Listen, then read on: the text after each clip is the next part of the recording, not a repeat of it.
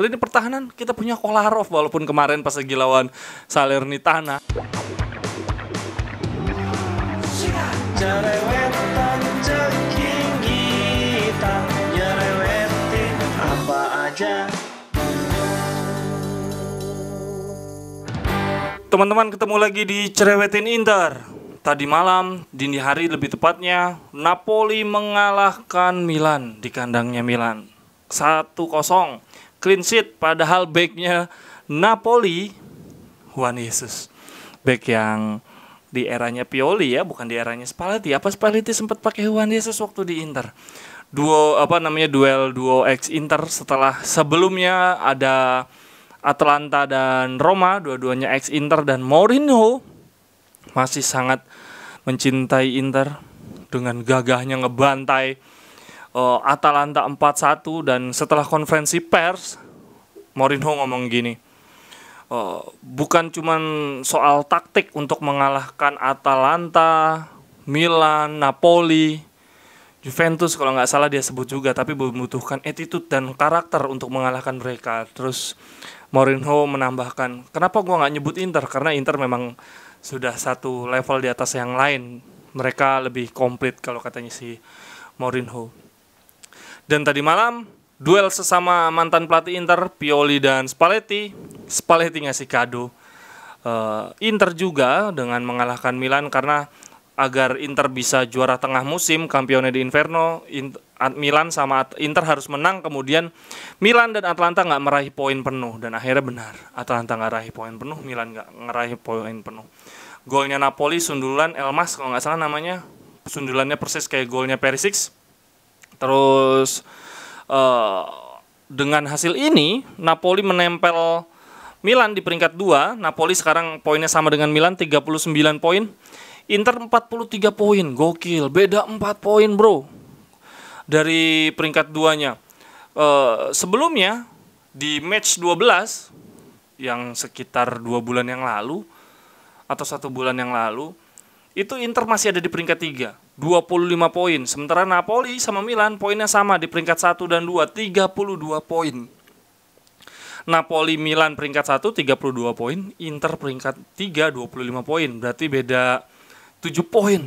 Sekarang di match 18 dengan berbeda 6 pertandingan, Inter ada di peringkat 1 43 poin, Milan dan Napoli poinnya sama 39 poin. Keajaiban dari Inzaghi Ball. Dalam waktu 6 pertandingan kita dari minus 7 malah jadi plus 4.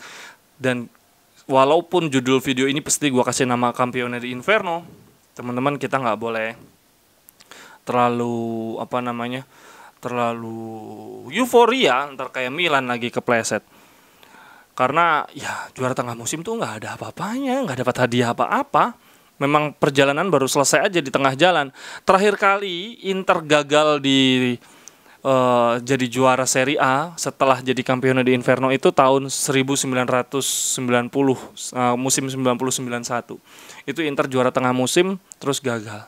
Selebihnya tahun 2006, 2007, 2008, 2009 kita juara tengah musim dan akhirnya Scudetto. Semoga nggak ada kutukan kutukan juara tengah musim.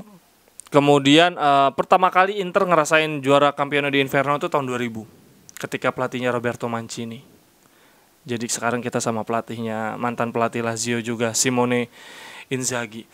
Jadwal di Januari Februari padat banget, dan yang perlu teman-teman ketahui, Liga Italia ini unik banget.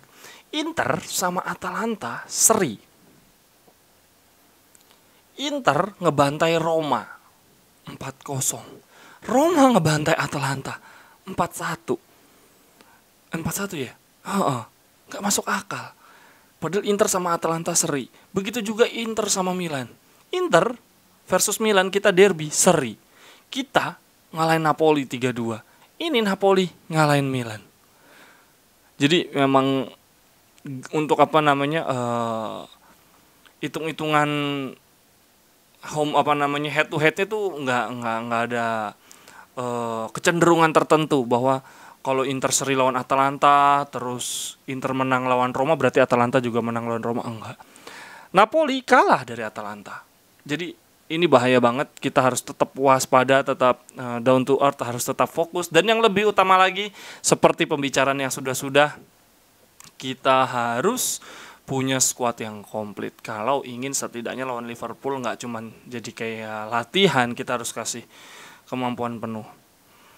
Tadi pagi baru gue baca Vecino itu ada kemungkinan dicari, kita mencari pembeli. Karena kalau dia dilepasnya di Juni nggak dapat uang sama sekali. Semoga ada pembeli, setidaknya laku lah 1 juta 2 juta. Karena slot posisinya Vecino itu bisa kita cari untuk pemain tengah yang secara fisik dan kualitas oke. Berapa kali gue jelek-jelekin Gagliardinho sampai pada protes, "Bang, Gagliardini itu bagus, buktinya pelatih pada make. Emangnya lo lebih hebat dibanding pelatih?" Ya bukan gitu teman-teman, kita tahu sendiri lah. Gagliardini secara fisik ya memang oke, makanya dia kepake, apalagi kalau untuk bertahan. Tetapi kan kita juga butuh pemain yang punya kualitas bagus, jadi nggak cuma fisiknya oke. Kalau bisa fisiknya oke, permainannya kualitasnya juga oke, kan lumayan buat ngelapis Barella Brozovic. Sensi gimana? Sensi secara kualitas bagus, cuma kalau fisik juga kacau. Jadi Sensi sama Gagliardini itu saling melengkapi. Yang satu fisiknya oke, kualitasnya nggak bagus. Yang satu kualitasnya bagus banget tapi fisiknya oke, nggak oke. Nah, ya kita gimana nih? Nggak bisa gini terus. Sementara Vidal gimana? Kalau Vidal sih menurut gua harus dipertahankan. Isu terakhir dia mau dibeli oleh Conte ngincar Vidal. Kenapa sih Vidal tuh dibutuhkan? Karena mentalitas juaranya. Walaupun tiap mau main selalu ada flu, selalu mabok, tapi dia itu juara di Liga Jerman, juara di Liga Spanyol, juara di Liga Italia, kualitas juara Copa America sama Ciri ini, kualitas semacam ini loh yang kita butuhkan. Dia jenderal lini tengah kita buat pemain supaya tetap fokus di bangku cadangan, kalau lagi tertinggal bisa tetap pede. Dia pemain yang selalu ngomong Scudetto ketika pertama kali datang. Waktu dibeli Conte, dia pemain yang berani ngomong Scudetto, pemain lain enggak. Itu di lini tengah kita tetap butuh Vidal. Di lini depan gimana? Kita punya Dzeko. Dzeko itu juara Liga Jerman, juara Bundesliga. Dia juara Liga Inggris juga sama City. Untuk itulah dia dibutuhkan. Setidaknya di bangku cadangan pun dia pasti bisa ngasih wejangan lah ke pemain-pemain muda kita. Sanchez lebih lagi.